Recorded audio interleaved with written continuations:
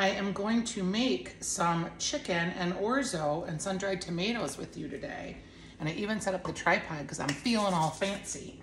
So I've got 4 chicken breasts, and what we're gonna do is we're going to rub them with some smoked paprika, some dry mustard, some crushed red pepper flakes, which are gonna give it a little bit of heat, and a little bit of pepper. I used about a tablespoon.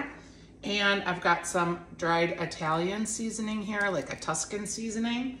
And I'm just gonna rub all that together on my chicken breasts here to get them seasoned. I've put some olive oil in the pan here and I'm heating that up. And I'm just gonna brown these chicken breasts for about 5 minutes, and then I'm gonna set them on a plate while I get to the rest of my dish, which is gonna be the orzo. I've got my chicken breast laying down. I'm just gonna tilt my pot here so that I set it down in an area that is covered with oil. So I'm gonna let these go for about 5 minutes.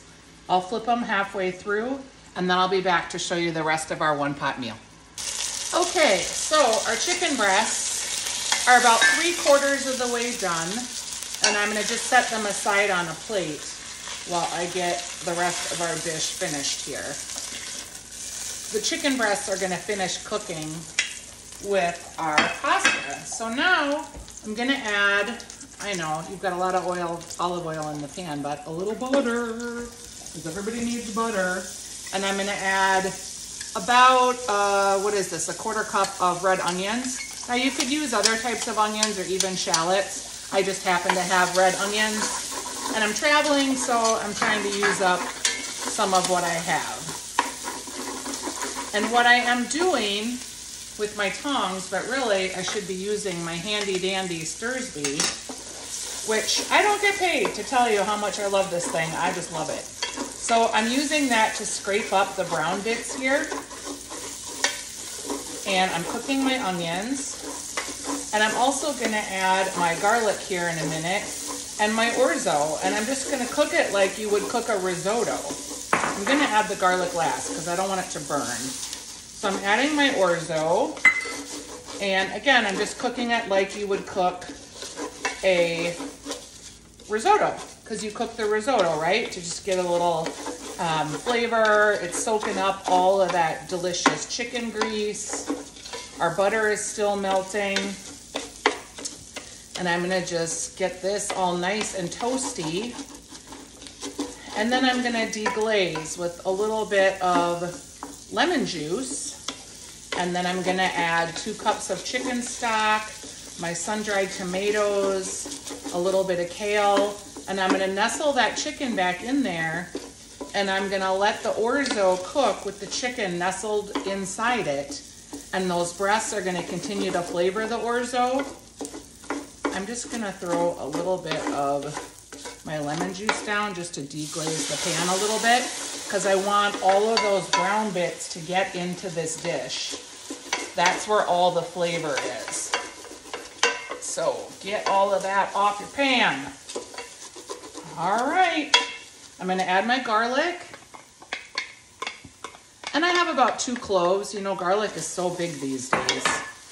You kind of gotta eyeball it depending on what your taste is. And you don't wanna burn the garlic because it cooks real fast. So there's still a nice healthy knob of butter in there working. I'm gonna add my kale. This is the last of my garden kale. I grew it at my Ely Hilltop garden, and I've had it in the freezer. So this will be the last of it, which is good because I just planted seeds for next year. Ooh, there's kind of a hunkily hunk, so I'll take that one out. But we've got our kale going. I'm also gonna add our sun-dried tomatoes and oil. I've got 1/2 cup, and they're already diced. This is just looking so pretty. Get that all stirred in there. And then I'm gonna put my chicken breasts in, and I'm just gonna nestle them in there. And I'm gonna take the juices that are on the pan here and put those in as well. All right. And I'm gonna add my 2 cups of chicken broth. I make my own, but you can just use any kind that you like. All right, and I'm gonna go ahead and I'm gonna finish this with some cream to make it a little bit creamy. And then I'm gonna cover it and we're gonna let it do its magic. And the chicken breasts are gonna finish cooking and the orzo is gonna get all cooked. It's gonna be just creamy and dreamy. We'll put a little cheese in there at the end and it should be delicious. So I'm gonna go ahead and cover my pan. And I will see you in about 15 minutes when the chicken is cooked through and the orzo's cooked through. I'm real excited. It looks delicious. So I'm gonna take the lid off. It's still a little soupy, which would be good for some people. I want it to cook down just a little bit. So since I know the orzo is done, I'm gonna take the lid off the pan and just let it go like 3 minutes more, and that will evaporate some of the liquid. And then I think we'll be ready to add some cheese and to serve. So we'll be right back. Okay, Stanley's getting real excited about this one. I've got a quarter cup of cheese, just because why not, right? Cheese. So I'm just gonna kind of sprinkle that in, and then we're gonna go ahead and serve it up. I'm just gonna stir in the cheese here a little bit. It's almost like a creamy risotto, but it's made with orzo instead of risotto. Yum, looks so delicious. And I know the chicken breasts are done because they're firm. Yum, this is an awesome one-pot meal that you can make all on the stovetop.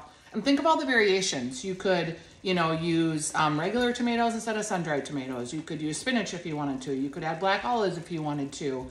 There's just a lot of different variations that you could do. You could add fish, like I said. It'd be delicious. Did you hear that bell? That's Stanley telling me he needs to go out. So that's gonna be our video for tonight, but enjoy. I'll put the recipe on stephaniesdish.com.